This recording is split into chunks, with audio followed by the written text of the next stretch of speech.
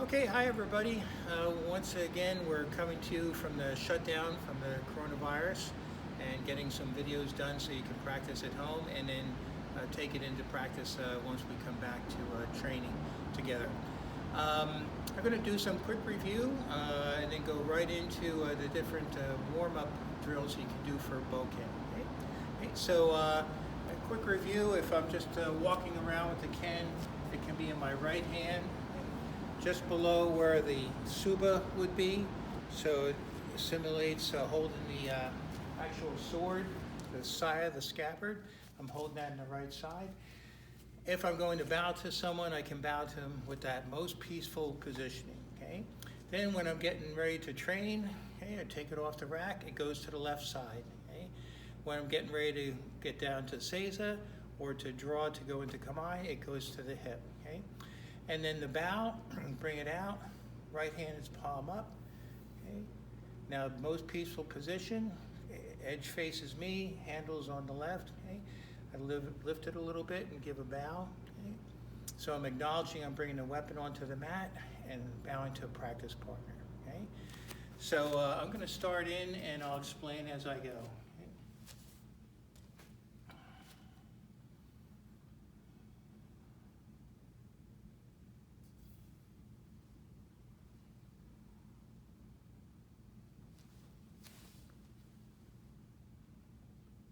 So I just went into basic right kamae, migi kamae.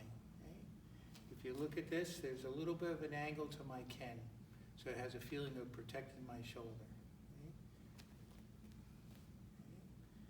If I go back, just go points back, hold, I'm back to the same position. Right? So my right foot goes out in front of my left foot as I start to draw. By the time the foot stops, ken has come out level, like you're pressing someone to keep away.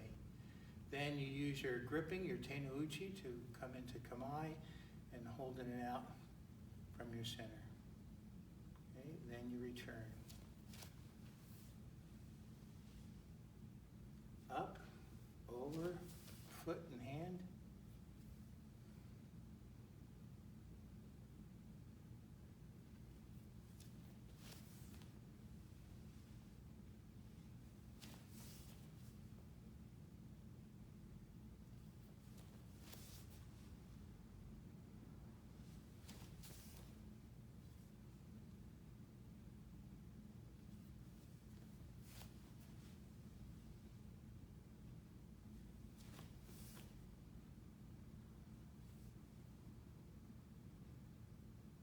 And I want to show again that the hands are specific, where the thumb is along the middle finger.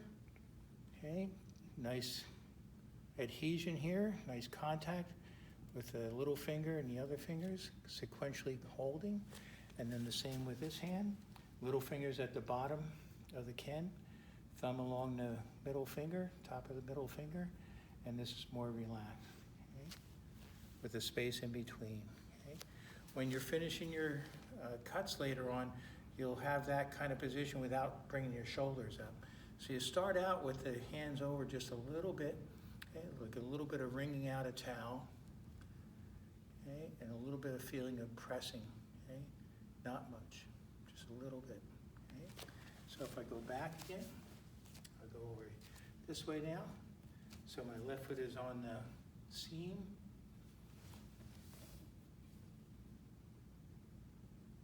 Okay, so now you can see that I'm in a multi-sankaku, which we covered in another video, okay, earlier video, okay?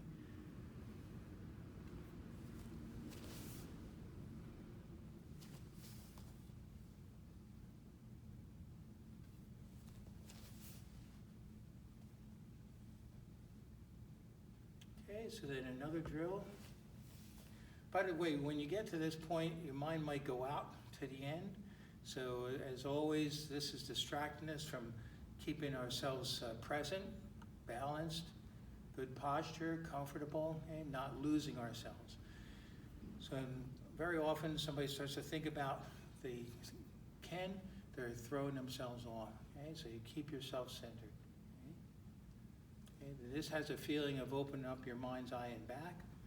okay, all the way through, just in case you want to thrust to the back, okay? But hold.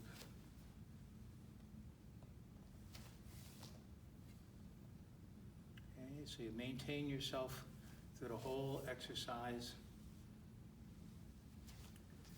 Make the ken a part of your natural extension, okay?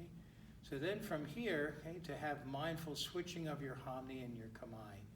Hamni being stance, kamae being ready stance. So I'm going to be mindful when I switch my feet. My back foot came up to touch my other foot and then goes back. I have now a feeling of protecting my left shoulder since my left foot is forward. Okay. And I switch again. And the thing to remember about this is to keep yourself mindful and aware all the way through, not to be mindful here and then forget and then get mindful when you stop. Okay? You want to have mindfulness the whole time you're moving.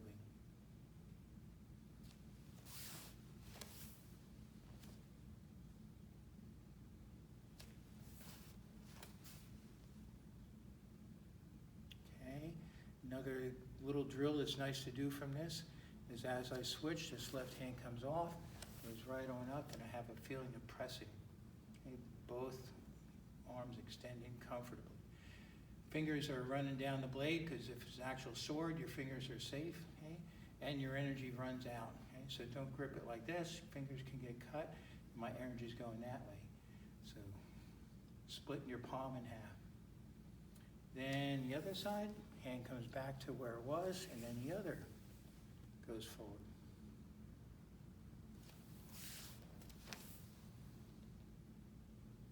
And you can practice going forward and back with either of these. Okay.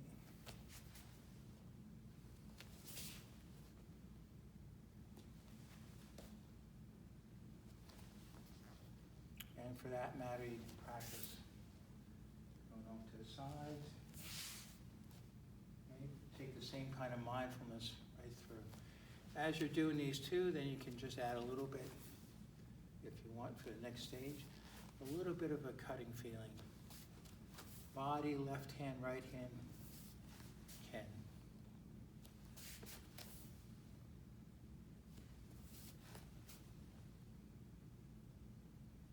Okay, so I hope that'll help. Okay. Thank you very much.